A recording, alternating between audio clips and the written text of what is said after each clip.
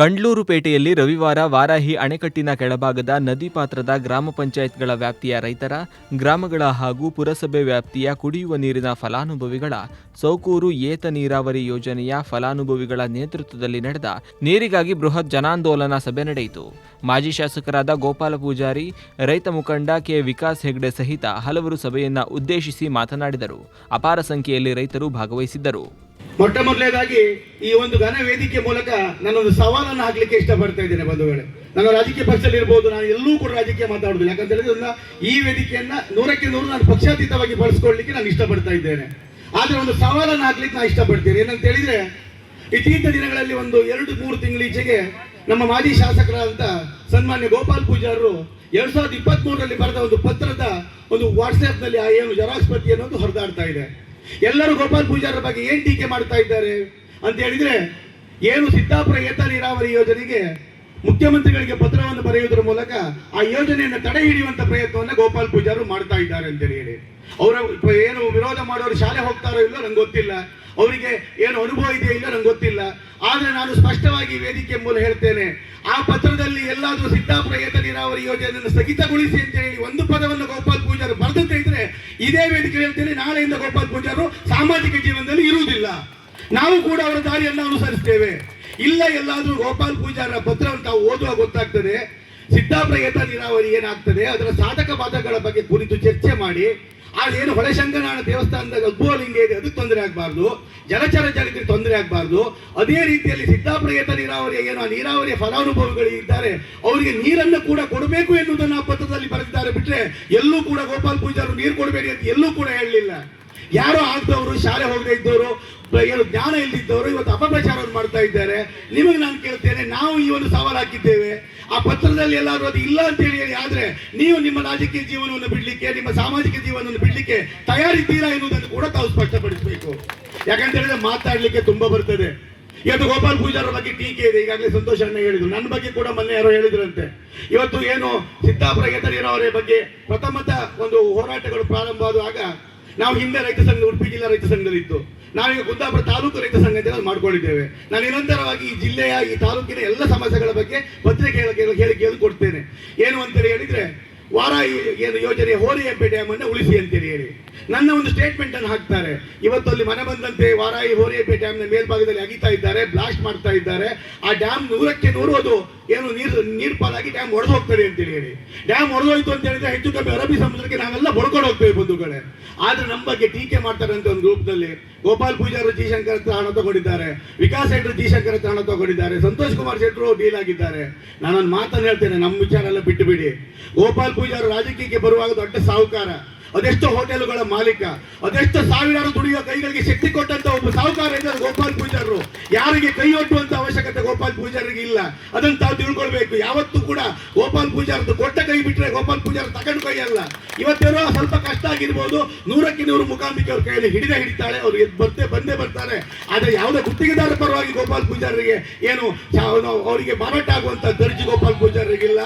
ಸ್ಪಷ್ಟವಾಗಿ ಹೇಳ್ತೇನೆ, ಇವತ್ತು ಗೋಪಾಲ್ ಪೂಜಾರ ಬಗ್ಗೆ ನೀವು ಆಪಾದನೆ ಮಾಡ್ತಾ ಇದ್ದೀರಲ್ಲ, ತಾವು ಯಾರು ಕೂಡ ಒಳ್ಳೇದಾಗುದಿಲ್ಲ. ಯಾಕಂತ ಹೇಳಿದ್ರೆ ದಾನ ಧರ್ಮ ಮಾಡಿದವರಿಗೆ ಯಾವತ್ತೂ ಕೂಡ ಯಾರು ಕೇಡನ್ನ ಬಯಸಬಾರ್ದಂತೆ.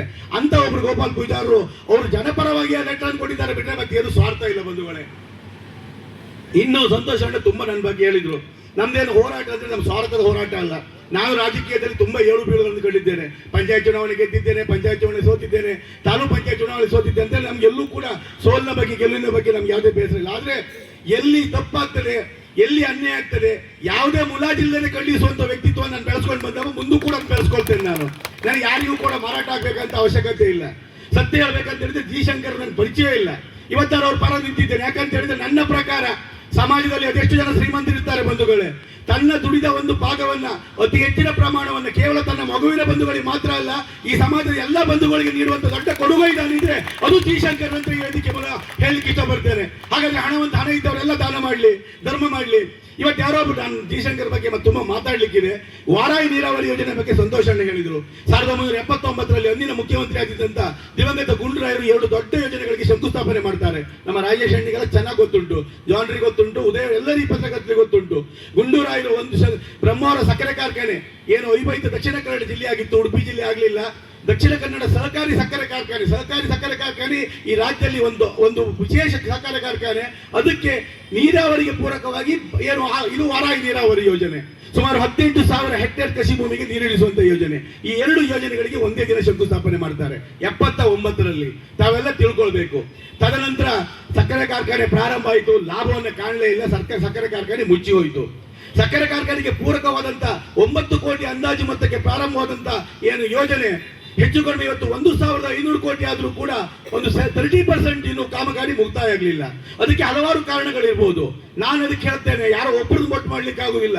1979ರಿಂದ ಇಲ್ಲಿನ ತನಕ ಎಲ್ಲ ಜನಪ್ರತಿನಿಧಿಗಳಾಗಿದ್ದಾರೆ, ಎಲ್ಲರದ್ದು ವೈಫಲ್ಯ ಕೂಡ ಅದರಲ್ಲಿ ಎದ್ದು ಕಾಣ್ತಾರೆ. ಯಾರು ಒಬ್ಬರು ಟೀಕೆ ಮಾಡಿ ಪ್ರಯೋಜನ ಇಲ್ಲ, ಎಲ್ಲರದ್ದು ವೈಫಲ್ಯ ಎದ್ದು ಕಾಣ್ತದೆ. ಆದ್ರೆ ನೀರು ಕೊಡ್ಲಿಕ್ಕೆ ಸಾಧ್ಯ ಆಗಲಿಲ್ಲ. ಆದ್ರೆ ಹಂತವಾಗಿ ಕಾಮಗಾರಿಗಳು ನಡೀತಾ ಬಂದಾಗ ಮೊನ್ನೆ ಯಾರೋ ಒಬ್ರು 2015ರ ಧರಣಿಯ ಬಗ್ಗೆ ಮಾತಾಡ್ತಾ ಹೇಳಿದ್ರು, ಧರಣಿ ಹಾಗಾಯ್ತು, ಧರಣಿ ಹೀಗಾಯ್ತು, ನಾವು ಕೂತ್ಕೊಳ್ತು ಅಂತ ಹೇಳಿ. ನಾನು ಇವತ್ತು ಈ ವೇದಿಕೆ ಮೇಲೆ ಸ್ಪಷ್ಟಪಡಿಸ್ತೇನೆ, ನಾನು ಯಾವ ರೈತ ಸಂಘವನ್ನು ಟೀಕೆ ಮಾಡುವುದಿಲ್ಲ, ಯಾರ ಇದಲ್ಲ. ವಿನಯ್ ಕುಮಾರ್ ಸರ್ಕಿ ಅವರು ತಾವು ತಿಳ್ಕೊಳ್ಬೇಕು, ವಿನಯ್ ಕುಮಾರ್ ಸರ್ಕಿ ಅವರು ಅಂದಿನ ಉಸ್ತುವಾರಿ ಮಿನಿಸ್ಟರ್ ಆಗಿದ್ರು. ನಾನು ಮತ್ತೆ ಬಲ್ಲಾಡಿ ಸಂತೋಷ್ ಶೆಟ್ಟರು ಅವ್ರದ್ದೊಂದು ಜನಸಂಪರ್ಕ ಸಭೆ ಪ್ರತಿ ತಿಂಗಳಿಗೆ ಜನಸಂಪರ್ಕ ಕಡೆ ಒಂದೊಂದು ವಿಧಾನಸಭಾ ಕ್ಷೇತ್ರದಲ್ಲಿ ಕರೀತಾ ಇದ್ರು.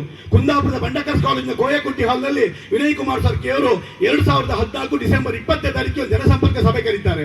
ನಾನು ಗಡಿಬಿಡಿಯಲ್ಲಿ ಒಂದು ಕೈಯಲ್ಲಿ ಒಂದು ಪತ್ರವನ್ನು ಬರೀತೇನೆ. ಆವಾಗ ಅಂದಿನ ಜಿಲ್ಲಾಧಿಕಾರಿಗಳು ವಿಶಾಲ್ ಅಂತೇಳಿ ಹೇಳಿ ಒಬ್ಬ ನೇರ ನಿಷ್ಠುರವಾದಿ ಜಿಲ್ಲಾಧಿಕಾರಿಗಳು, ಅವ್ರ ಹತ್ರ ಮಾತಾಡ್ಲಿಕ್ಕೆ ಸಾಮಾನ್ಯದಲ್ಲಿ ಎಲ್ಲರೂ ಹೆದರ್ತಾ ಇದ್ರು. ಆದ್ರೆ ನೇರವಾಗಿ ಹೋಗ್ತೇನೆ, ವಿಶಾಲರಿಗೆ ಪತ್ರವನ್ನು ಕೊಡ್ತೇನೆ. ಏನಂತೇಳಿ ಹೇಳಿದ್ರೆ, ಇವತ್ತು ವಾರಾಯಿ ನೀರಾವರಿ ಯೋಜನೆಯ ಎಡದಂಡೆ ಕಾಲುವೆಯ ಒಂದಷ್ಟು ಕಾಮಗಾರಿಗಳು ಮುಕ್ತಾಯ ಆಗಿದೆ, ಒಂದು ಹಂತದಲ್ಲಿ ರೈತರಿಗೆ ನೀರು ಕೊಡಿ ಅಂತೇಳಿ ಹೇಳಿ. ಆವಾಗ ವಿಶಾಲ್ರವರು ಅದನ್ನ ಉಸ್ತುವಾರಿ ಸಚಿವರ ಗಮನಕ್ಕೆ ತರ್ತಾರೆ. ವಿಶಾಲ್ರವರು ಸಭೆಯಲ್ಲಿ ಅದನ್ನು ಹೇಳ್ತಾರೆ. ಆವಾಗ ನಾನು ತುಂಬಾ ಚರ್ಚೆ ಆಗ್ತೇನೆ. ನಾನು ಸಂತೋಷ್ ಕುಮಾರ್ ಶೆಟ್ಟರು, ನಾನು ಸ್ವಲ್ಪ ಆವೇಶಕ್ಕೆ ಹೋಗ್ತೇನೆ, ತುಂಬಾ ಮಾತಾಡ್ತೇನೆ. ಸರ್ಕಿಯರ್ ನಮ್ಮದೇ ಪಕ್ಷದವರಾದ್ರೂ ಕೂಡ ಮುಜುಗರ ಕೂಡ ಆಗ್ತದೆ. ಆವಾಗ ವಿನಯ್ ಕುಮಾರ್ ಸರ್ಕಿಯರ್ ಮಾತಾಡ್ತಾರೆ. ಏನು ಅಂತೇಳಿ ಹೇಳಿದ್ರೆ, ನಾವು ನೀರು ಕೊಡ್ತೇವೆ ಅಂತೇಳಿ ಹೇಳಿ. ನಾನು ಕೇಳ್ತೇನೆ, ಯಾವಾಗ ನೀರು ಕೊಡ್ತೀರಿ? ಡಿಸೆಂಬರ್ 25ನೇ ತಾರೀಕಿನೊಳಗೆ ಮೊದಲ ಹಂತದಲ್ಲಿ ನೀರು ಕೊಡ್ತೇವೆ ಅಂತ ಹೇಳಿ. ನಾನು ಹೇಳ್ತೇನೆ, ಎಲ್ಲರೂ ನೀರು ಕೊಡದೇ ಇದ್ರೆ ನಿಮ್ಗೆ ಖುಷಿ ಕೊಟ್ಟದ್ದು ಮಾಡಿ. ನಾನು ಹೇಳ್ತೇನೆ, ಡಿಸೆಂಬರ್ 31ನೇ ತಾರೀಕು 2014ರೊಳಗೆ ನೀವು ನೀರು ಕೊಡ್ಲಿಕ್ಕೆ ಸಾಧ್ಯ ಇಲ್ಲದೆ ಇದ್ರೆ ಡಿಸೆಂಬರ್ 2015 ಜನವರಿ 1ನೇ ತಾರೀಕಿಗೆ ನಾವು ಧರಣಿ ಕೂತ್ಕೊಳ್ತೇವೆ ಅಂತೇಳಿ ಹೇಳಿ. 25 ನೀರು ಕೊಡ್ಲಿಕ್ಕೆ ಆಗಲಿಲ್ಲ ಬಂಧುಗಳೇ. ಆವಾಗ ಜನವರಿ 1ನೇ ತಾರೀಕಿಗೆ ನಾವು ಧರಣಿ ಕೂತ್ಕೊಳ್ತೇವೆ. 16 ದಿನ ಅಹೋರಾತ್ರಿ ಈ ಧರಣಿಯಲ್ಲಿ 16 ದಿನ ರಾತ್ರಿ ಮಲಗ್ತಂತ ಒಬ್ಬ ವ್ಯಕ್ತಿ ಇದ್ರೆ ಅದು ವಿಕಾಸ ಹೆಗಡೆ ಹೆಮ್ಮೆ ಅಂತ ಹೇಳ್ತೇನೆ. ತುಂಬಾ ಜನ ಮಲಗಿದ್ದಾರೆ, ನಮ್ಗೆ ಸಾಥ್ ಕೊಟ್ಟಿದ್ದಾರೆ. 16 ದಿನ ಮಲಗ್ತಾರೆ, ಯಾರು ಇಲ್ಲ. ನಾನು ಬಿಟ್ರೆ ಇಲ್ಲಿ ಇರ್ಬೋದು ಬಾಲಚಂದ್ರ ಕೋಲಾರೊಬ್ಬರು ನನ್ನ ಜೊತೆ 16 ದಿನ ಮಲಗಿದ್ರು. ಆವಾಗ ನನಗೆ ಇವತ್ತು ತುಂಬಾ ಬೇಸರ ಇದೆ. ಆವಾಗ ಸ್ವಲ್ಪ ತೀಶಂಕರ್ ನಾವು ವಿರೋಧವನ್ನು ಕೂಡ ಮಾಡಿದ್ದು, ವೈಯಕ್ತಿಕವಾಗಿ ನಾನು ತುಂಬಾ ವಿರೋಧ ಮಾಡಿದ್ದೆ. ಆ ಕಾರಣಗಳು ಹಲವಾರಿದೆ. ಆದ್ರೆ ಅಂದಿನ ವಿರೋಧಕ್ಕೆ ನಾನು ಇವತ್ತು ಅವ್ರ ಹತ್ರ ಬಹಿರಂಗವಾಗಿ ಕ್ಷಮೆ ಕೂಡ ಕೊಡ್ಲಿಕ್ಕೆ ಇಷ್ಟಪಡ್ತಾ ಇದ್ದೇನೆ. ಯಾಕಂತ ಹೇಳಿದ್ರೆ ಸಣ್ಣ ಚಿಕ್ಕ ಪ್ರಾಯ ಇರ್ಬೋದು, ಬೇರೆ ಬೇರೆ ಕಾರಣಗಳಿಂದಾಗಿ ಅಂದಿನ ವಿಚಾರಗಳಲ್ಲಿ ನಾವು ಸ್ವಲ್ಪ ವಿರೋಧವನ್ನು ಮಾಡಿತ್ತು. ಅದು ಏನೇ ಇರಲಿ, ಇವತ್ತು ವಾರಾಯಿಯಲ್ಲಿ ಒಂದು ಹಂತದಲ್ಲಿ ಏನು ಮಾರ್ಚ್ ತಿಂಗಳಿಗೆ ಸನ್ಮಾನ್ಯ ಗೋಪಾಲ್ ಪೂಜಾರರು, ಆಸ್ಕರ್ ಫರ್ನಾಂಡಿಸ್ ಇವರೆಲ್ಲ ಶ್ರಮದಿಂದಾಗಿ 4 ಜನ ಕ್ಯಾಬಿನೆಟ್ ಮಿನಿಸ್ಟರು ನಮ್ಮ ಧರಣಿ ಚಪ್ರಕ್ಕೆ ಬಂದು ಸುಮಾರು 4,000 ಹೆಕ್ಟೇರ್ ಕೃಷಿ ಭೂಮಿಗೆ ಎಡದಂಡೆಯ ಕಾಲುವೆಯಲ್ಲಿ ನೀರು ಹರಿಲಿಕ್ಕೆ ನಾವು ಕೂಡ ಕಾರಣ ಅಂತ ಹೇಳಿ ಈ ವೇದಿಕೆ ಮೂಲಕ ಹೇಳಲಿಕ್ಕೆ ಇಷ್ಟಪಡ್ತಾ ಇದ್ದೇನೆ ಬಂಧುಗಳೇ. ತದನಂತರ ವಾರಾಯಿಯ ಏತ ನೀರಾವರಿ, ಇವತ್ತು ವಾರಾಯಿ ಏತ ನೀರಾವರಿ ಎಲ್ಲ ಫಾರೆಸ್ಟ್ ಕ್ಲಿಯರೆನ್ಸ್ ಸಮಸ್ಯೆಯಿಂದಾಗಿ ನಿಂತಿದೆ ಅಂತೆ. ಆದ್ರೆ ಈ ವಾರಾಯಿ ಏತ ನೀರಾವರಿ ಕಾಮಗಾರಿ ಪ್ರಾರಂಭ ಆಗ್ಲಿಕ್ಕೆ ಅತಿ ಮುಖ್ಯ ಕಾರಣ ಅಂತ ಹೇಳಿದ್ರೆ ಸನ್ಮಾನ್ಯ ಗೋಪಾಲ್ ಪೂಜಾರರು. ಯಾರಾದ್ರೂ ಇಲ್ಲ ಅಂತೇಳಿ ಹೇಳಿ. ಸನ್ಮಾನ್ಯ ಗೋಪಾಲ್ ಪೂಜಾರ್ 2018ರಲ್ಲಿ ಶಾಸಕರಾಗಿರುವಾಗ ಸನ್ಮಾನ್ಯ ಸಿದ್ದರಾಮಯ್ಯನವರದ್ದು ಅಧಿಕಾರದ ಮುಗಿಯುವಂತ 2018. ಆವಾಗ ಬೈಂದೂರಿನಲ್ಲಿ ಒಂದು ದೊಡ್ಡ ಸಭೆಯನ್ನು ಮಾಡ್ತಾರೆ ಗೋಪಾಲ್ ಪೂಜಾರರು. ಅದೆಷ್ಟೋ ಸಾವಿರಾರು ಕೋಟಿ ಅನುದಾನಗಳನ್ನ ಬೈಂದೂರಿಗೆ ತಂದು ಒಂದೇ ವೇದಿಕೆಯಲ್ಲಿ ಎಲ್ಲ ಕಾಮಗಾರಿಗಳಿಗೂ ಕೂಡ ಚಾಲನೆ ಕೊಡುವಂತ ಒಂದು ಕಾರ್ಯಕ್ರಮ ಆಗ್ತದೆ ಅಲ್ಲ ಗೋಪಾಲ್ ಪೂಜಾರ್ರೆ? ಅದೇ ಕಾರ್ಯಕ್ರಮದಲ್ಲಿ ಏನು ವಾರಾಯಿಯ ಏತ ನೀರಾವರಿ ಕೂಡ ಚಾಲನೆ ಕೊಡಿಸಿದಂತ ಒಬ್ಬ ಭಗೀರಥ ಇದ್ರೆ ಅದು ಕೂಡ ಗೋಪಾಲ್ ಪೂಜಾರ್ ಅಂತ ಹೇಳ್ತೇನೆ. ಅಂತ ಗೋಪಾಲ್ ಪೂಜಾರ ಬಗ್ಗೆ ತಾವು ಟೀಕೆ ಮಾಡ್ತೀರಿ, ಅವರಿಗೆ ವಿರೋಧ ಮಾಡ್ತೀರಿ. ನಿಮ್ಮ ಸಿದ್ದಾಪುರಕ್ಕೆ ನೀರು ತೆಗೆದುಕೊಂಡು ಹೋಗೋ ಬಗ್ಗೆ ನಮ್ದು ಯಾರ್ದು ಕೂಡ ವಿರೋಧ ಇಲ್ಲ, ಯಾವತ್ತೂ ವಿರೋಧ ಇಲ್ಲ. ನಾವು ಹೇಳುವುದಿಷ್ಟೇ, ಹೋರಿಯಬ್ಬೆ ಡ್ಯಾಮ್ ಇಂದ ನೀರನ್ನು ಎತ್ತಬೇಡಿ, ಆ ಡ್ಯಾಮ್ ಅನ್ನ ಹಾಳು ಮಾಡಬೇಡಿ, ಆ ಡ್ಯಾಮ್ ಅನ್ನ ಹೊಡಿಬೇಡಿ. ಅದು ನಮ್ಮ ಭರವಸೆ ಡ್ಯಾಮು, ಇಡೀ ಕರಾವಳಿ ಜಿಲ್ಲೆಗೆ ನೀರು ಕೊಡುವಂತ ಡ್ಯಾಮು. ಆ 1,100 ಕ್ಯೂಸೆಕ್ಸ್ ನೀರು ಏನ್ ಸಾಮರ್ಥ್ಯ ಡ್ಯಾಮ್ ಇದೆ, ಆ ಡ್ಯಾಮ್ ಎಲ್ಲರೂ ಒಡೆದೋಯ್ತು ಅಂತ ಹೇಳಿದ್ರೆ ಇಡೀ ಕರಾವಳಿ ಒಡೆದೋಗ್ತದೆ ಬಂಧುಗಳು. ಅದನ್ನ ತಾವು ತಿಳ್ಕೊಳ್ಬೇಕು. ಇವತ್ತು ನದಿ ಪಾತ್ರ ನೀವು ಎಷ್ಟೋ ಜನ ಬಂದಿದ್ದೀರಿ, ಇವತ್ತು ಸುಳ್ಳು ಮಾತಾಡ್ತಾರೆ. ಡ್ಯಾಮ್ ಅನ್ನು ನೀರೆತ್ತಾರೆ, ಎಲ್ಲೋ ಒಂದು ಸಣ್ಣ ಪ್ರಮಾಣದ ನೀರು ಹೋಗ್ತದೆ. ಖಂಡಿತವಾಗಿ ಯಾವ ಪ್ರಮಾಣದ ನೀರು ಕೂಡ ಹೋಗುವುದಿಲ್ಲ. ಸುಳ್ಳನ್ನ ಅಪಪ್ರಚಾರವನ್ನು ಮಾಡೋದ್ರ ಮೂಲಕ ತಮ್ಮ ಗಮನವನ್ನು ಬೇರೆಡೆ ಸೆಳೀತಾ ಇದ್ದಾರೆ. ಒಂದೆರಡು ವಿಚಾರ ಹೇಳಿ ನಾನು ಮಾತನ್ನು ಮುಗಿಸ್ತೇನೆ. ನಮ್ಮ ಬಾಲ್ಯದ ದಿನಗಳನ್ನು ನೀವೆಲ್ಲ ನೆನಪು ಮಾಡ್ಕೊಳ್ಬಹುದು. ನದಿ ಪಾತ್ರದವರು ಹೆಚ್ಚು ಕಡಿಮೆ ವಾರಾಯಿ ನದಿಯ ಉಪ್ಪು ನೀರು ಅನ್ನುವಂಥದ್ದು ಹಾಲಾಡಿ ತನಕ ಹೋಗ್ತಾ ಇತ್ತು. ಯಾರಿಗೂ ಕೂಡ ನೀರನ್ನು ಬರೆಸಲಿಕ್ಕೆ ಸಾಧ್ಯ ಇರಲಿಲ್ಲ. ಕುಡಿಯ ನೀರಿಗೆ ಎಲ್ಲಾ ಗ್ರಾಮ ಪಂಚಾಯತ್ಗಳ ಸಮಸ್ಯೆ. ನಾನು ಕೂಡ ಒಂದು ಗ್ರಾಮ ಪಂಚಾಯತ್ ಅಧ್ಯಕ್ಷನಾಗಿ ಅನುಭವ ಇರುವವ. ಹಿಂದೆ ಏನು ಈ ಡ್ಯಾಮ್ ಆಗೋ ತನಕ ವಾರಾಯಿ ಕುಡಿಯೋ ನೀರು ಯಾರೂ ಕೂಡ ಬಳಸಲಿಕ್ಕೆ ಸಾಧ್ಯ ಇರಲಿಲ್ಲ. ತದನಂತರ ಹೋರಿಹೆಬ್ಬೆಯಲ್ಲಿ ಡ್ಯಾಮ್ ಆಯಿತು. ಹೋರಿಹೆಬ್ಬೆಯಲ್ಲಿ ಡ್ಯಾಮ್ ಆದ್ರೂ ಕೂಡ ವಾರಾಯಿಯಲ್ಲಿ ನೀರು ಏನು ನದಿಯಲ್ಲಿ ಉಪ್ಪು ನೀರು ಮೇಲ್ಮುಖ ಹರಿಲಿಕ್ಕೆ ಪ್ರಾರಂಭ ಆಯಿತು. ಆವಾಗ ವಾರಾಯಿ ನೀರಾವರಿ ಯೋಜನೆಯಲ್ಲಿ ಬಳುಕೂರಿನಲ್ಲಿ ಒಂದು ಡ್ಯಾಮ್ ಆಗ್ತದೆ, ಉಪ್ಪು ನೀರು ತಡೆಗೋಡೆ ಹಾಗೂ ಬ್ರಿಡ್ಜ್ ಆಗ್ತದೆ. ಅದನ್ನ ಮಾಡಿದಂತ ಒಬ್ಬ ಭಗೀರಥ ಇದ್ರೆ ಅದು ಸನ್ಮಾನ್ಯ ಕೆ ಜಯಪ್ರಕಾಶ್ ಹೆಗಡೆ ಅವರು. ಇವತ್ತು ಕೂಡ ನಾವು ಅವರು ಸ್ಮರಿಸಬೇಕು. ಆ ಡ್ಯಾಮ್ ಯಾವಾಗ ಆಗ್ಬೇಕಿತ್ತು ಅಂತ ಹೇಳಿದ್ರೆ ಬಂಧುಗಳು, ನನಗೆ ಎಲ್ಲ ಅನುಭವ ಇದೆ. ಇಡೀ ವಾರಾಯನ್ನು ಹರಿದು ಕೊಡ್ತಿದ್ದೇನೆ. ಬಲದಂಡೆ ಎಡದಂಡೆ ಏತ ನೀರಾವರಿಯ 18,000 ಹೆಕ್ಟೇರ್ ಕೃಷಿ ಭೂಮಿಗೆ, ದಯವಿಟ್ಟು ತಿಳ್ಕೊಳ್ಳಿ, 18,000 ಹೆಕ್ಟೇರ್ ಕೃಷಿ ಭೂಮಿಗೆ ನೀರು ಹೋದ ನಂತರ ಕೆನಲ್ ನಲ್ಲಿ ನೀರು ಹರಿಯುವಿಕೆ ಜಾಸ್ತಿಯಾಗಿ ನದಿಯಲ್ಲಿ ನೀರು ಹರಿಯುವಿಕೆ ಕಡಿಮೆ ಆದಾಗ ಉಪ್ಪು ನೀರು ಎನ್ನುವಂಥದ್ದು ಸಂಪೂರ್ಣವಾಗಿ ಹಾಲಾಡಿಯಿಂದ ಮೇಲೆ ಹೊಳೆಶಂಕರನಾಡ ತನಕ ಹತ್ತದೆ ಎನ್ನುವ ಉದ್ದೇಶ. ಅದನ್ನು ತಡಿಲಿಕ್ಕೋಸ್ಕರ ವಾರಾಯಿ ನೀರಾವರಿ ಯೋಜನೆ ಮುಕ್ತಾಯ ಆದ ನಂತರ ಆಗಬೇಕಾದಂತ ಡ್ಯಾಮ್ ಅದು. ಆದ್ರೆ ಕುಂದಾಪುರ ಪುರಸಭೆಗೆ ವಿನಯ್ ಕುಮಾರ್ ಸರ್ಕೆ ಅವರು ಸಂಸದರಾಗಿರುವಾಗ ಒಂದು ಯೋಜನೆ ಅಂತಂದ್ರು, ಕುರ್ಸೆಂತ ನೀರ ಮೂಲಕ ಕುಂದಾಪುರ ಪುರಸಭೆಗೆ ನೀರನ್ನು ಕೊಡುವಂತ ಯೋಜನೆ.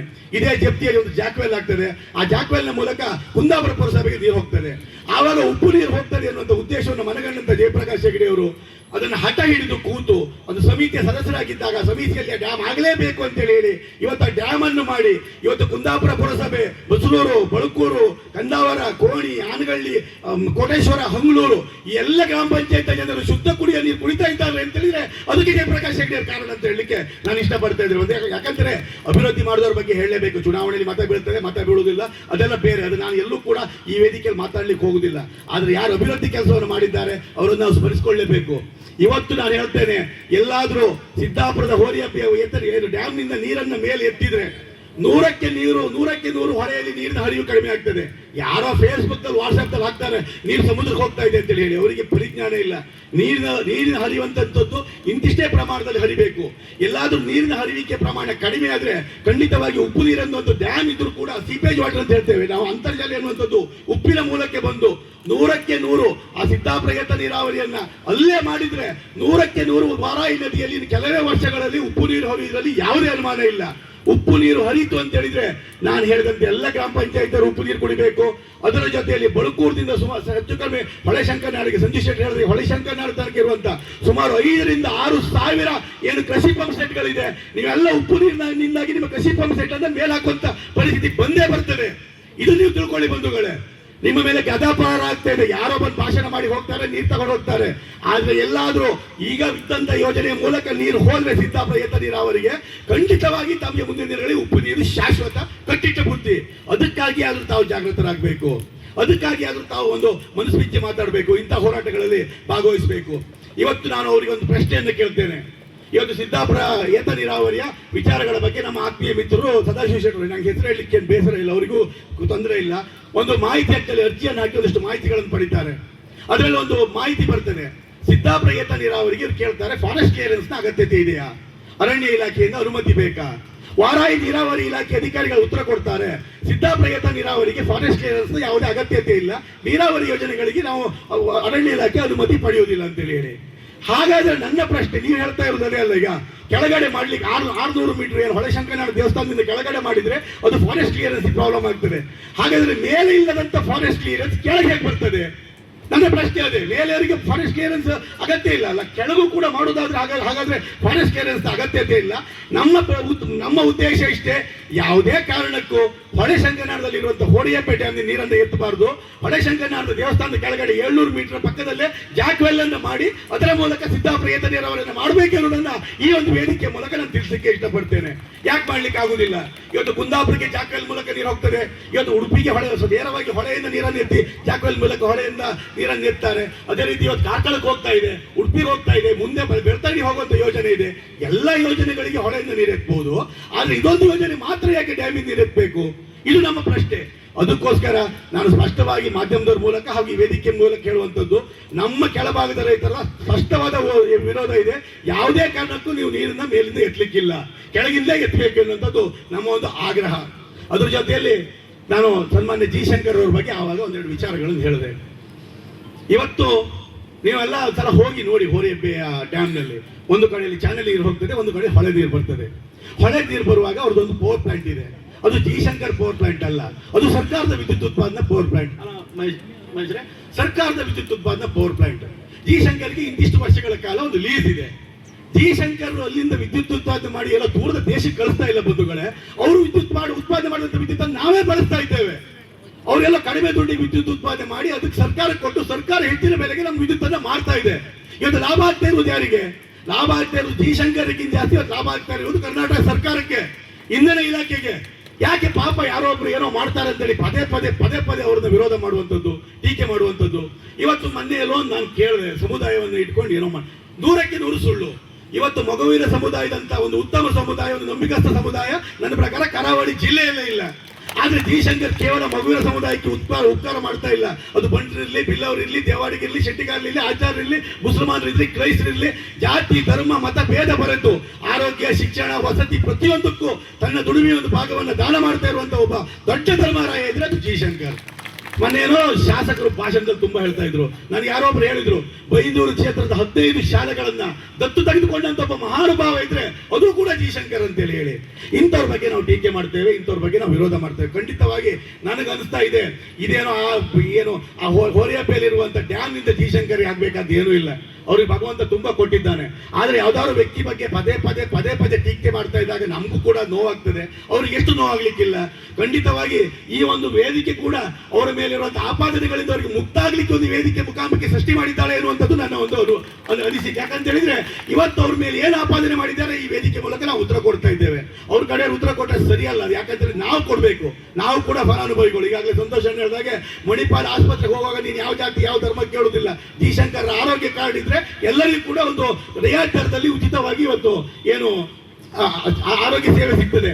ನನ್ನ ಪ್ರಕಾರ ಕರಾವಳಿ ಜಿಲ್ಲೆಯಲ್ಲೇ ರಕ್ತದಾನದ ಮಹಾಕ್ರಾಂತಿಯನ್ನು ಮಾಡಿದಂತ ಮತ್ತೊಬ್ಬ ವ್ಯಕ್ತಿ ಇದೆ, ಅದು ಕೂಡ ಜಿ ಶಂಕರ್ ಅಂತ ಹೇಳ್ತೇನೆ. ಇವತ್ತು ಬೇರೆ ಎಲ್ಲ ರಕ್ತದಾನ ಶಿಬಿರಗಳನ್ನು ಮಾಡ್ತಾರೆ. ಅದಕ್ಕೆ ಉತ್ತೇಜನವನ್ನು ಕೊಟ್ಟು ಪ್ರಥಮ ಬಾರಿಗೆ ಮಗುವೀರ ಯುವ ಸಂಘಟನೆ ಮೂಲಕ ರಕ್ತದಾನಕ್ಕೆ ಅತಿ ಹೆಚ್ಚಿನ ಪ್ರೋತ್ಸಾಹ ಕೊಟ್ಟರು ಜಿ ಶಂಕರ್ ಅವರು. ಅಶೋಕ್ ಪೂಜಾರ್ ಹೇಳಿದ್ರು, ಯಾಕಂದ್ರೆ ಅವರು ಒಬ್ಬ ಅತ್ಯುತ್ತಮ ಅವರ ಸ್ನೇಹಿತರು ಕೂಡ ಹೌದು. ಕೊರೋನಾ ಸಂದರ್ಭದಲ್ಲಿ ಇಡೀ ದೇಶವೇ ಇಡೀ ಪ್ರಪಂಚವೇ ಬೆಚ್ಚಿ ನಿಂತಾಗ ತನ್ನ ಎಲ್ಲ ನೋವುಗಳನ್ನು ಮರೆತು ಸಮಾಜದಲ್ಲಿ ಕಷ್ಟಕ್ಕೆ ಸಿಕ್ಕಿದಂತವರಿಗೆ ಅಶೋಕ್ ಪೂಜಾರ್ ಅಂತವರ ಮೂಲಕ ಕೊರೋನಾ ಸಂದರ್ಭದಲ್ಲಿ ಬೇರೆ ಸಹಾಯದ ಮೂಲಕ ವಸ್ತುಗಳನ್ನಿರ್ಬೋದು, ಹಣವನ್ನು ಸಹಾಯ ಮಾಡಿದಂತ ಒಬ್ಬ ಮಾನವತಾವಾದಿ ಇದ್ರೆ ಅದು ಕೂಡ ಜಿ ಶಂಕರ್ ಅಂತ ಹೇಳಿ ನಾನು ಇಷ್ಟಪಡ್ತೇನೆ ಬಂಧುಗಳೇ. ಇಷ್ಟೆಲ್ಲ ದಾನ ಧರ್ಮ ಮಾಡೋರ ಬಗ್ಗೆ ನಾವು ತುಂಬಾ ಟೀಕೆಗಳನ್ನು ಮಾಡುವುದು ಸಮಾಜದ ಹಿತದೃಷ್ಟಿಯಿಂದ ಒಳ್ಳೆಯದಲ್ಲ. ಯಾಕಂದ್ರೆ ಕೊಡುವ ಮನಸ್ಸು ಎಲ್ಲರಿಗೂ ಇರುವುದಿಲ್ಲ. ಈ ಕೊಡುವಂತ ಮನಸ್ಸಿದ್ದವರಿಗೆ ನಾವು ಟೀಕೆಗಳನ್ನು ಮಾಡ್ತಾ ಹೋದಾಗ ಅವ್ರಿಗೆ ಎಲ್ಲೋ ಅನಿಸ್ತದೆ, ಯಾಕೆ ಸುಮ್ಮನೆ ಈ ಉಸಾಬರಿ ಎಲ್ಲ ಬೇಕು, ನಮ್ಮ ಹೆಂಡತಿ ನಮ್ಮ ಮಕ್ಕಳು ನೋಡ್ಕೊಂಡಿದ್ರೆ ಸಾಕಾಗುದಿಲ್ಲ. ಅವಾಗ ಪೆಟ್ಟು ಬೀಳುವುದು ಅವರಿಗೆಲ್ಲ, ಸಮಾಜಕ್ಕೆ ಪೆಟ್ಟು ಬೀಳ್ತದೆ. ಅಂತ ವ್ಯವಸ್ಥೆಗಳು ಮುಂದೆ ಆಗಬಾರ್ದು ಅನ್ನುವಂಥ ಮಾತನ್ನು ಹೇಳ್ತಾ ಕೊನೆಯದಾಗಿ 2 ವಿಚಾರಗಳನ್ನು ಹೇಳಿ ನನ್ನ ಮಾತನ್ನು ನಾನು ಮುಗಿಸ್ತೇನೆ.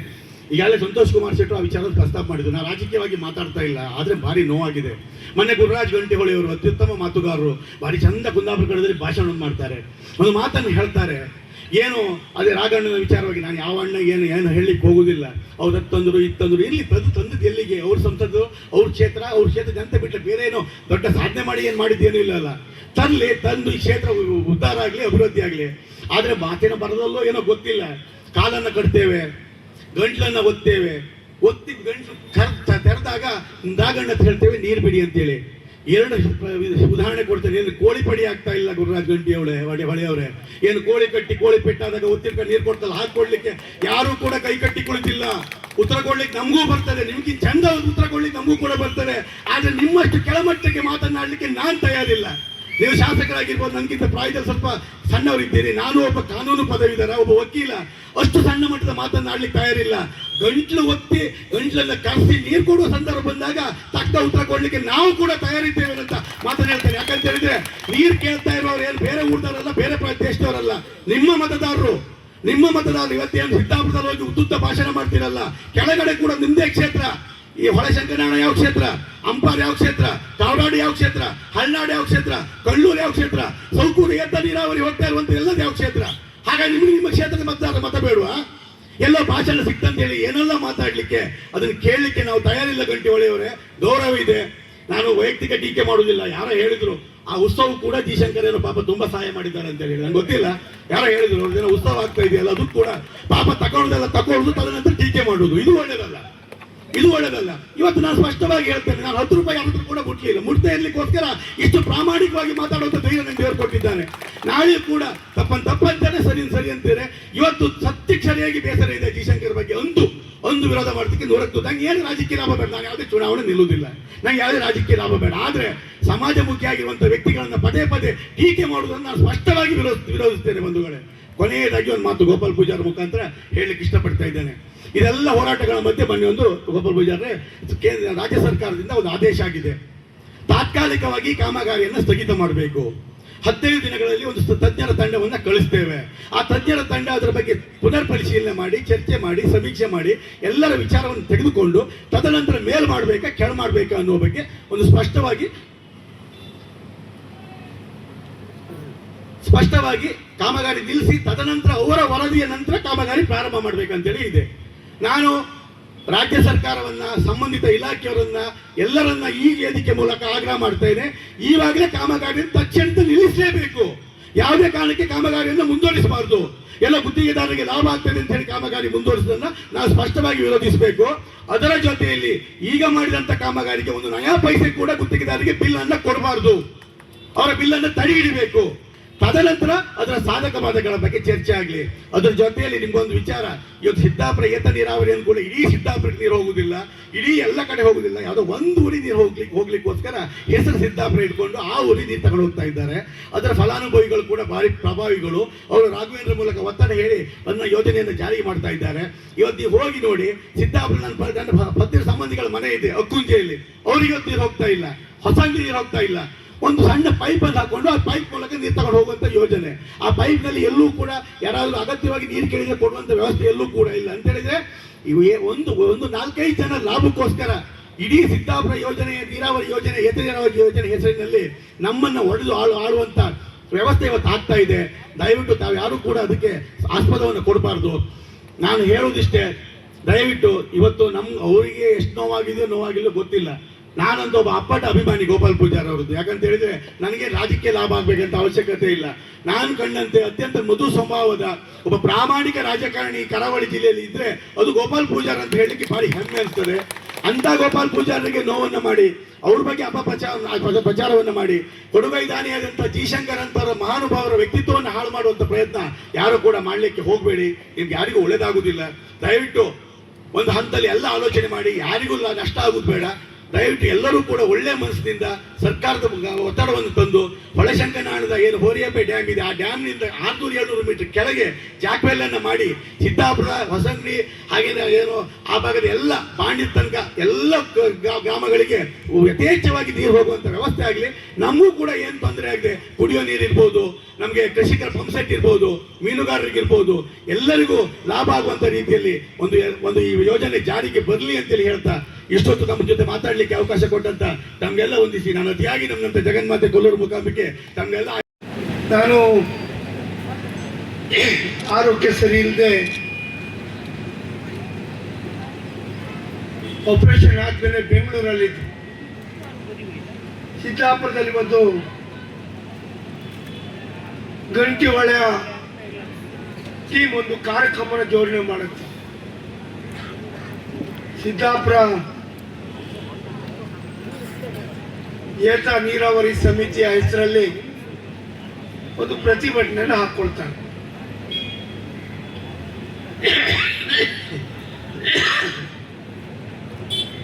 ಸಾಕಷ್ಟು ವಿಚಾರವನ್ನು ಸಂತೋಷ್ ಶೆಟ್ಟರ್ ಮತ್ತು ವಿಕಾಸ್ ಶೆಟ್ಟರ್ ಮಾತಾಡಿದ್ದಾರೆ. ಅದೆಲ್ಲವನ್ನ ಪುನರಾವರ್ತನೆ ಮಾಡಲಿಕ್ಕೆ ಹೋಗುದು. ಕೆಲವೊಂದು ವಿಚಾರಗಳನ್ನು ತಮ್ಮ ಮುಂದೆ ಇಡ್ಲಿಕ್ಕೆ ವಿಚಾರ, ಕೆಲವು ಆಧಾರರಹಿತವಾದಂತಹ ಆಪಾದನೆಗಳನ್ನು ಮಾಡಿದ್ದಾರೆ. ಒಂದು 2023ರಲ್ಲಿ ಒಂದು ಮುಖ್ಯಮಂತ್ರಿಗೆ ಒಂದು ಲೆಟರ್ ಅನ್ನು ಕೊಡ್ತೇನೆ. ಆವಾಗ ಸಿದ್ದಾಪುರ ಏತ ನೀರಾವರಿ ಸೆಂಕ್ಷನ್ ಆಗಿಲ್ಲ, ಹಳೆ DPR ಮಾತ್ರ ಇತ್ತು. ನಾವೇನು ಹೇಳಿದ್ರೆ ಆ ಪತ್ರದಲ್ಲಿ ಹೊರಾಯಿ ಏತ ನೀರಾವರಿಯನ್ನು ಕಾರ್ಯಗತಗೊಳಿಸಬೇಕು. ಕಾರ್ಯಗತಗೊಳಿಸುವ ಮುಂಚೆ ತಾವು ನಮ್ಮ ಹೊರಾಯಿ ನೀರನ್ನ ಉಡುಪಿ, ಕಾರ್ಕಳ, ಕಾಪು ಆ ಭಾಗಕ್ಕೆ ನೀರು ತೆಗೆದುಕೊಂಡು ಹೋಗುವ ಮುಂಚಿತವಾಗಿ ಆ ಭಾಗದಲ್ಲಿರ್ತಕ್ಕಂಥ ನದಿಯನ್ನು ಜೋಡಣೆ ಮಾಡಿ ಆ ನೀರಿನ ಮೂಲಕ ಅವರಿಗೆ ನೀರು ಕೊಡ್ತಾ ಕುಡಿಯೋ ನೀರು ಕೊಡ್ತಕ್ಕಂಥ ಕೆಲಸಕ್ಕೆ ಹೊಸ ಯೋಜನೆ ರೂಪಿಸಬೇಕಂತ ಆ ಲೆಟರ್ ಮೆನ್ಷನ್ ಮಾಡಿ. ಸುವರ್ಣ ನದಿ ಅಲ್ಲ, ಸ್ವರ್ಣ ನದಿ, ಪಾಪ ವಾಸಿನಿ ಯಾವುದೋ ಒಂದು ನದಿ ಇದೆ, ಸೀತಾ ನದಿ, ಬೇರೆ ಬೇರೆ ನದಿ, ಸುಮಾರು 6-7 ನದಿ ಇದೆ. ಲೆಟ್ರು ನನ್ನ ಹತ್ರ ಇದೆ. ಕೊನೆಗೆ ಒಂದು ಲೆಟ್ರ್ ಬರೆಸಿದ್ದೇನೆ.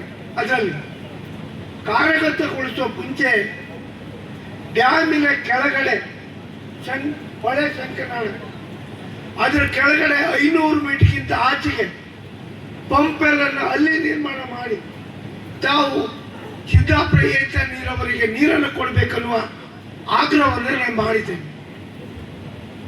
ಅದಾದ್ಮೇಲೆ 2025ರಲ್ಲಿ ಒಂದು ಲೆಟರ್ ಕೊಡ್ತಾರೆ. ಯಾರೋ ಭಾಷಣ ಮಾಡಿದಾಗ ಗೋಪಾಲ್ ಪೂಜಾರಿ ಲೆಟರ್ ಕೊಟ್ಟಿರು. ನನಗೆ ಹಕ್ಕಿದೆ, ನಮ್ಮ ಸರ್ಕಾರ ಇದೆ, 4 ಬಾರಿ ಶಾಸಕರಾಗಿದ್ದಾರೆ.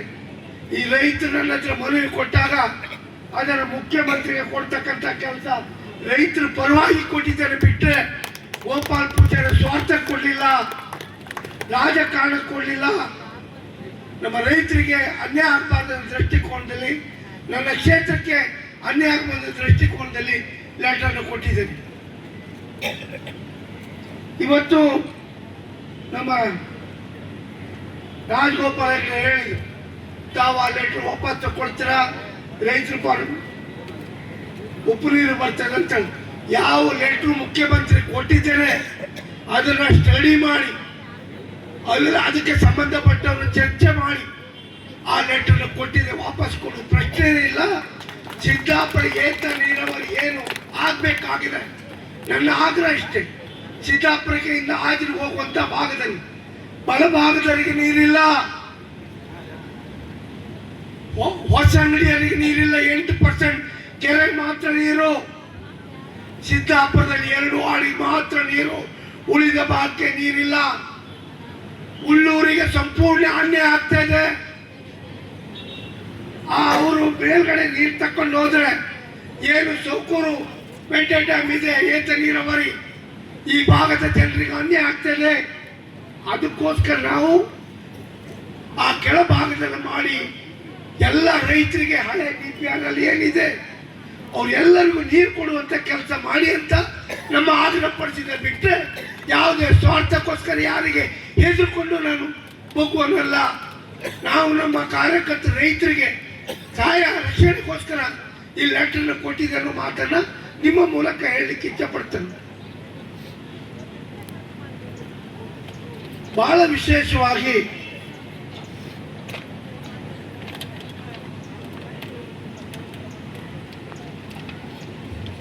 ಮಾನ್ಯ ಗಂಟಿಹೊಳ್ಳರಿಗೆ ಒಂದು ಸವಾಲನ್ನು ಹಾಕ್ತೇನೆ. ನೀವು ಮನೆ ಮನೆಗೆ ಹೋಗಿ ಗೋಪಾಲ್ ಪೂಜಾರಿ ಸಿದ್ದಾಪುರ ಏತ ನೀರಾವರಿ ಬಂದ್ ಮಾಡ್ತಾರೆ, ಬಂದ್ ಮಾಡಿದ್ದಾರೆ, ಪ್ರತಿ ಮನೆಯವರಿಗೆ ಹೋಗಿ ಲೆಟರ್ ಕೊಟ್ಟು ನಾನು ನಿಮ್ಗೆ ಕೇಳ್ತು, ಒಂದ್ ವೇಳೆ ನಾನು ಸಿದ್ದಾಪುರ ಏತ ನೀರಾವರಿಗೆ ರದ್ದು ಮಾಡಿ ಅದನ್ನು ಮಾಡಬಾರ್ದಂತ ಲೆಟರ್ ಕೊಟ್ಟಿದ್ದೆ ಹೌದಾದ್ರೆ ಪ್ರೂವ್ ಮಾಡಿದ್ರೆ ನನ್ನ ರಾಜಕೀಯ ಸನ್ಯಾಸವನ್ನ ಸ್ವೀಕರಿಸ್ತೇನೆ. ಅದಲ್ಲದೆ ಇದ್ರೆ ನೀವು ಜನರ ರೈತರಿಗೆ ಹೇಳ್ಬೇಕಾಗತ್ತೆ, ನಾನು ಹೇಳಿದ ತಪ್ಪಾಗಿದೆ ಅಂತ ಕ್ಷಮೆ ಕೇಳಬೇಕು. ಇಲ್ಲದ್ರೆ ನೀವು ರಾಜಕೀಯ ಸನ್ಯಾಸವನ್ನು ಸ್ವೀಕರಿಸಬೇಕಂತ ಒತ್ತಾಯ ಈ ಸಂದರ್ಭ ಮಾಡಲಿಕ್ಕೆ ಇಚ್ಛೆ ಪಡ್ತೇನೆ. ಇನ್ನು ಆ ಸಭೆಯಲ್ಲಿ ಹೇಳಿ ರಾಘಣ್ಣ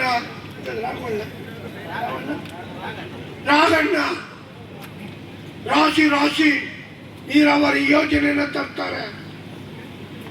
ಪತ್ರಕರ್ತರೆ 4 ಬಾರಿ ಶಾಸಕರಾಗಿದ್ದೇನೆ. ರಾಶಿ ನೀರಾವರಿ ಯೋಜನೆ ತರ್ತಾರೆ. ಅವ್ರಿಗೆ ಒಂದು ಪ್ರಶ್ನೆ ಕೇಳ್ತೇನೆ, ಗಂಟಿಹೊಳೆ ಅವರಿಗೆ, ನೀವು ಆವಾಗ ರಾಜಕೀಯ ಇಲ್ಲಿಲ್ಲ, ನೀವು RSS ಆಗಿದ್ರಿ. ಈ ಕ್ಷೇತ್ರದಲ್ಲಿ ನಾನು 4 ಬಾರಿ ಶಾಸಕನಾಗಿದ್ದೇನೆ. ಅವ್ರು MP ಇರುವಾಗಲೂ ನಾನು ಗೆದ್ದಿದ್ದೇನೆ. ನಾವು ಒಂದೊಂದೇ ಹೆಮ್ಮಾಡಿ ಕಟ್ಟಲ್ಲಿ ಒಂದು ವೆಂಟೆ ಡ್ಯಾಮ್ ಮಾಡಿದ್ದೇನೆ, ಹೆಮ್ಮಾಡಿ ಕಟ್ಟಲ್ಲಿ ಒಂದು ವೆಂಟೆ ಡ್ಯಾಮ್ ಮಾಡಿದ್ದೇನೆ, ಶಹನಾಪುರದಲ್ಲಿ ಒಂದು ವೆಂಟೆ ಡ್ಯಾಮ್ ಮಾಡಿದ್ದೇನೆ. ಬೀಜೂರು ಉದಯ ರಘುರಾಮ್ ಶೆಟ್ಟಿ ಇದ್ರಲ್ಲ, ರಘುರಾಮ್ ಶೆಟ್ಟಿ ನಿಮ್ದು ವೆಂಟೆ ಡ್ಯಾಮ್ ನಾವು ಮಾಡಿದ್ದಲ್ಲ, ನೀವೇ ನಿಮ್ಮ ಲೀಡರ್ಶಿಪ್ ಅಲ್ಲಿ ಸುಬ್ಬರಾಡಿ ವೆಂಟೇಜ್ ಡ್ಯಾಮಿಗೆ 13 ಕೋಟಿ ತಂದಿದ್ದಾರೆ.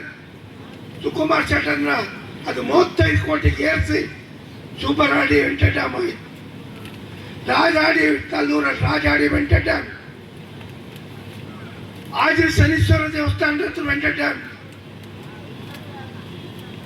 ಅದೇ ರೀತಿ ನಿಮ್ಮ ಸೌಕೂರ ಏತ ನೀರಾವರಿಗೆ DPR ಮಾಡೋದು ನಮ್ಮ ಕಾಲದಲ್ಲಿ ನಮ್ಮ ಕಾಲದಲ್ಲಿ DPR ಮಾಡಿ ಕಂಚನೂರು ಆ ಭಾಗ ಬಿಟ್ಟು ಹೋಗಿ ಪುನಃ ಸೇರಿಸಿ ಅದನ್ನು ಮಾಡಿರ್ತಕ್ಕಂಥ ನಮ್ಮ ಕಾಲದಲ್ಲಿ DPR. ಆದರೆ ನೀವು ಮಾಡಿದ ಆಲೂರು ಒಂದು ಬಿಟ್ಟರೆ ರಾಶಿ ರಾಶಿ ಎಲ್ಲಿ ಬಂತಂತೇಳಿ ಆಲೂರು ವೆಂಟೇಜ್ ಡ್ಯಾಮ್ ಆಗಬೇಕಾದ್ರೆ ಡೆಲ್ಲಿಗೆ ಹೋಗಿದ್ದೆ. KC ರಾಜೇಶ್ವರಿ ಗೊತ್ತಲ್ಲ, ನೆನ್ಪೋಯ್ತ. ಕರ್ನಾಟಕ ಭವನದಲ್ಲಿ ರಾಘವೇಂದ್ರ MP ಅವರು ರೂಮಿ ಆಲೂರು ಗುಂಡೂರು ವೆಂಟೇಜ್ ಡ್ಯಾಮ್ ಆಗಬೇಕಂತ ನಿಮ್ಮ ತಂದೆ ಮುಖ್ಯಮಂತ್ರಿ ಇದ್ದಾರೆ. ಬಹಳಷ್ಟು ದಿನದ ಎಸ್ಟಿಮೇಟ್ ಆಗಿದೆ. ಅದನ್ನು ತಾವು ಮಾಡಬೇಕನ್ನು ಮನವಿ ಕೊಡ್ಲಿಕ್ಕೆ ಹೋದಾಗ ಇದೇ ಜನ ಎಲ್ಲ ಪ್ರಚಾರ ಕೊಟ್ಟು ಗೋಪಾಲ್ ಪೂಜಾರಿ BJPಗೆ ಹೋಗ್ತಾರಂತ ಪತ್ರಿಕೆಯಲ್ಲಿ ಬಂದು ಹೌದಲ್ಲ, ನಾನು BJPಗೆ ಹೋಗೋದಿಲ್ಲ, ನಮ್ಮ ರೈತರ ಪರವಾಗಿ ಆ ವೆಂಟೇಜ್ ಡ್ಯಾಮ್ ಆಗಬೇಕನ್ನೋ ದೃಷ್ಟಿಕೋನದಲ್ಲಿ ದೆಹಲಿಗೆ ಹೋಗಿ ಕೊಟ್ಟಿದ್ದೇನೆ ಬಿಟ್ಟರೆ ಮತ್ತೆ ಯಾವ ಕಾರಣಕ್ಕೂ ರಾಘವೇಂದ್ರ ಪರವಾಗಿ ಅಲ್ಲಿ ಹೋಗಿ ಲಾಬಿ ಮಾಡಲಿಲ್ಲ. ಮತ್ತೆ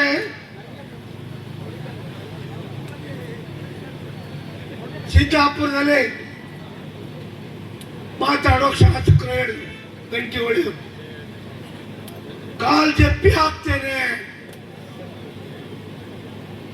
ಕಾಲ್ ಜಪ್ಪಿ ಹಾಕತ್ತೆ ಯಾರದ್ದು? ಆ ಡ್ಯಾಮಿನ ಕೆಳಗಡೆ ಇರುವ ರೈತರದ, ಅಥವಾ ರೈತರು ಬಂದು ಗೋಪಾಲ್ ಪೂಜಾರಿಗೆ ಅರ್ಜಿ ಕೊಟ್ಟರಲ್ಲ, ಮುಖ್ಯಮಂತ್ರಿಗೆ ಲೆಟರ್ ಕೊಡ್ಲಿಕ್ಕೆ ಹೋದ್ನಲ್ಲ, ಅವ್ರ ಕಾಲ್ ಜಪ್ತಿ ಆಗ್ತೀರಾ? ಅಥವಾ 4 ಬಾರಿ ಶಾಸಕರಾದ ಗೋಪಾಲ್ ಪೂಜಾರಿ ಕಾಲ್ ಜಪ್ಪಿ ಆಗ್ತಂತ ತಾವು ಹೇಳ್ಬೇಕಾಗುತ್ತೆ. ಕಾಲ್ ಜಪ್ಪಿ ಹಾಕಕ್ಕೆ ನೀವೇನು ರೌಡಿಯ? ರೌಡಿ ಆದ್ರೂ ಒಪ್ಕೊಳ್ತೇನೆ, ಹೆದರ್ಕೊಳ್ತೇನೆ. ರೌಡಿ ಅಲ್ಲದೆ ಯಾರು ರೈತರ ಕಾಲ್ ಜಪ್ಪಿ ಹಾಕ್ಲಿ ಬಂದ್ರೆ ನಿಮ್ಮನ್ನ ಜೈಲಿಗೆ ಕಳಿಸುವ ಕೆಲಸ ಈ ಗೋಪಾಲ್ ಪೂಜಾರಿ ಮಾಡ್ತಾರೆ. ಎಚ್ಚರಿಕೆ.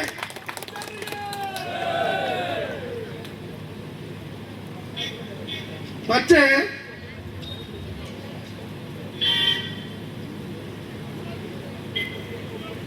ವಿಶೇಷವಾಗಿ ಗೋಪಾಲ್ ಪೂಜಾರಿ ಜಿ ಶಂಕರ್ ಒಟ್ಟಿ ಶಾಮೀಲಾಗಿದ್ದಾರೆ. ನಮ್ಮ ವಿಕಾಸ್ ಹೆಗ್ಡೆ ಬಹಳ ವಿವರವಾಗಿ ಹೇಳಿದ್ದಾರೆ. ಒಬ್ರು ಒಳ್ಳೆ ಕೆಲಸ ಮಾಡಿದಾಗ ಅದು ಜಿ ಶಂಕರ್ ಇರ್ಲಿ, ನಿಮ್ಮೊಟ್ಟಿಗೆ ಇದ್ರಲ್ಲ, ಯಾರು ಒಳ್ಳೆ ವ್ಯಕ್ತಿ ಅಂತ ಒಳ್ಳೆ ಕೆಲಸ ಮಾಡ್ರೆ ಈ ಗೋಪಾಲ್ ಪೂಜಾರಿ ಅವರಿಗೂ ಲೆಟರ್ ಕೊಡ್ತಾರೆ, ಅವರಿಗೂ ಬೆಂಬಲ ಕೊಡ್ತಾರೆ. ನಾನು ಯಾರಿಗೆ ಲೆಟರ್ ಕೊಡ್ಲಿಕ್ಕೆ ಹೋಗಿಲ್ಲ. ನನಗೆ ರೈತರು ಬಂದು ಕೊಟ್ಟ ಅರ್ಜಿ ಇಲ್ಲಿದೆ. ಅವ್ರ ಅರ್ಜಿ ಮುಖಾಂತರ ಮುಖ್ಯಮಂತ್ರಿಗೆ ಲೆಟರ್ ಕೊಟ್ಟಿದ್ರು, ಇಲ್ಲಿದೆ. 2ನೇ ಸರಿ ಕೊಡ್ಲಿಕ್ಕೂ ನಿಮ್ಮ ಹೆಗಡೆ ಅವ್ರು ಬಂದರು ರೈತರ ಪರವಾಗಿ ಬೆಂಗಳೂರಿಗೆ. ಉಪಮುಖ್ಯಮಂತ್ರಿ ಹತ್ರ ಕರ್ಕೊಂಡು ಹೋದೆ. ನನಗೆ ಹಾರ್ಟ್ ಆಪರೇಷನ್ ಆದರೂ ಸಹ ಅವರು ಊಟ ಮಾಡ್ತಾ ಇದ್ರು ಉಪಮುಖ್ಯಮಂತ್ರಿಗಳು. ಅವ್ರ ಹತ್ರ ಕರ್ಕೊಂಡು ಹೋಗಿ ಮಾತಾಡಿ, ಇವರೊಟ್ಟಿಗೆ ಅವ್ರು ಮಾತಾಡಿ ಅವ್ರಿಗೆ ನ್ಯಾಯ ಕೊಡ್ತೇನೆ, ಅಲ್ಲಿ ಕಮಿಟಿ ಮಾಡಿ ಕೊಡ್ಲಿಕ್ಕೆ ಮಾಡ್ತೇನೆ ಅನ್ನೋ ಮಾತನ್ನ ಭರವಸೆ ಕೊಟ್ಟ ರೀತಿಯಲ್ಲಿ ಅವ್ರು ಕಮಿಟಿ ಮಾಡಿದ್ದಾರೆ. ಆದರೂ ಸಹ ನನ್ನ ಒತ್ತಾಯ ಇದೆ. ನಾನೇನ ತಜ್ಞರಿಂದ ತನಿಖೆ ಆಗ್ಬೇಕೇನು ಒತ್ತಾಯ ಮಾಡಿದ್ದೇವೆ. ಸುರತ್ಕಲ್ ಇಂಜಿನಿಯರ್ ವಿಭಾಗ ಅಲ್ಲಿ NITಯಿಂದ 2 ಅನುಭವಿ ತಜ್ಞರಿಂದ ಆ ಕಮಿಟಿಯೊಳಗೆ ಹಾಕಿದ್ರೆ ರೈತರು ಏನು ನೋವಿದೆ ಅದು ಅನುಷ್ಠಾನ ಆಗೋದಕ್ಕೆ ಯಾವುದೇ ಅನುಮಾನ ಇಲ್ಲ. ಅದನ್ನು ಮಾಡಬೇಕು ಒತ್ತಾಯವನ್ನು ಈ ಸಂದರ್ಭದಲ್ಲಿ ಒತ್ತಾಯ ಮಾಡ್ತಾ ಇದ್ದೇನೆ. ಆ ಕೆಲಸವನ್ನು ಮಾಡಬೇಕಂತ ಹೇಳಿ ಇವತ್ತು ಸಾಕಷ್ಟು ಸುಳ್ಳು ಪ್ರಚಾರ ಮಾಡಿದ್ದಾರೆ. ತಾಲೂಕ್ ಪಂಚಾಯತ್ ಚುನಾವಣೆ, ಜಿಲ್ಲಾ ಪಂಚಾಯತ್ ಚುನಾವಣೆ, ಗಂಟೆ ಒಳಗೆ ಒಂದು ಕುತಂತ್ರ ಕಾಂಗ್ರೆಸ್ ಪಕ್ಷವನ್ನು ಮುಗಿಸಬೇಕನ್ನೋ ದೃಷ್ಟಿಯಲ್ಲಿ ನಮ್ಮ ಪಾರ್ಟಿಯ ಕೆಲ ಅವರು ಗಂಟೆ ಒಳಗೆ ಅವರಿಗೂ ಭಾವ ಇವರಿಗೂ ಭಾವ. ಯಾರಿಗೆ? ಕಾಂಗ್ರೆಸ್ನವರಿಗೂ ಭಾವ ಬಿಜೆಪಿಯವರಿಗೂ ಭಾವ ಅಂತ ಕೆಲವ್ರನ್ನ ಕರ್ಕೊಂಡು ಹೋಗಿ ಅವರ ತೇಜೋವಧೆ ಮಾಡ್ತಕ್ಕಂಥ ಹುನ್ನಾರ ಮಾಡಿರ್ತಕ್ಕಂಥ ಕಾಂಗ್ರೆಸ್ ಕಾರ್ಯಕರ್ತರನ್ನ ಮುಗಿಸುವಂತ ಏನು ಹುನ್ನಾರ ಮಾಡಿದ್ರೆ ಯಾವತ್ತೂ ಬಿಡುವುದಿಲ್ಲ. ಕಾಂಗ್ರೆಸ್ ಕಾರ್ಯಕರ್ತರ ಪರವಾಗಿ ನನ್ನ ಜೀವಿತ ಅಂದರೆ ನಿಮ್ಮ ರಕ್ಷಣೆಗೆ ನಾನು ನಿಲ್ತೇನೆ. ಮುಖ್ಯಮಂತ್ರಿ ಮತ್ತು ಉಪಮುಖ್ಯಮಂತ್ರಿ ಮೂಲಕ ನಿಮಗೆ ನ್ಯಾಯ ಕೊಡಿಸುವಂತ ಹೋರಾಟ ಮಾಡ್ತೇನೆ ಅನ್ನೋ ಮಾತನ್ನು ಹೇಳಿ, ಬಹಳ ವಿಶೇಷವಾಗಿ ಪತ್ರಕರ್ತರು, ನಮ್ಮ ಜಿಲ್ಲೆ ನಮ್ಮ ತಾಲೂಕಿನ ಪತ್ರಕರ್ತರು ವಸ್ತುಸ್ಥಿತಿಯನ್ನ ತಾವು ಬಿಂಬಿಸಿದ್ರಿ. ಮುಖ್ಯಮಂತ್ರಿ ಮತ್ತು ಮುಖ್ಯಮಂತ್ರಿಗಳು ನಿಮ್ಮ ವಸ್ತುಸ್ಥಿತಿಯನ್ನು ನೀವು ಸರ್ಕಾರಕ್ಕೆ ಮಂದಟ್ಟು ಮಾಡ್ತಕ್ಕಂಥ ಕೆಲಸವನ್ನು ಮಾಡೋದ್ರಿಂದ ಈ ಕಮಿಟಿ ಇವತ್ತು ಅನುಷ್ಠಾನ ಆಗಿದೆ. ನಿಮಗೆ ರೈತರಿಗೆ ನ್ಯಾಯ ಸಿಗಬೇಕು ರೀತಿಯಲ್ಲಿ ನೀವು ವಸ್ತುಸ್ಥಿತಿಯನ್ನು ಬಿಂಬಿಸೋದಕ್ಕೆ ನಾನು ವಿಶೇಷವಾಗಿ ಸಮಿತಿ ಪರವಾಗಿ ತಮಗೆ ಅಭಿನಂದನೆ ಸಲ್ಲಿಸಿ ನನ್ನ ಮಾತನ್ನು ಮುಗಿಸ್ತೇನೆ.